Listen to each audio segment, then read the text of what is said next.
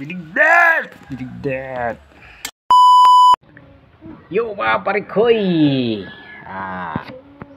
Holiday ngayon mga parikoy.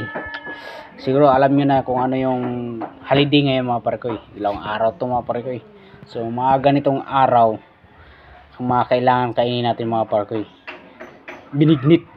Gusto ko kumain ng binignit mga parikoy. Shout out sa nagluto ng binignit. Sana may binignit.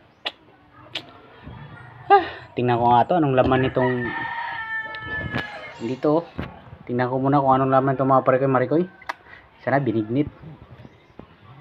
Wow! Binignit na! Mga parikoy! Yan o, binignit. Sa totoo lang mga parikoy, kanina pa to mga parikoy, binigay ng kapitbahay namin. Luto sila ng binignit. So, iba yung kulay ng mga parikoy. Ube. Violet. So, ito mga parikoy, kain muna ako ng binignit. So, kayo rin dyan, kumain na ng binignit. Sarap kumain ng binignit ng mga parikoy. Di ba?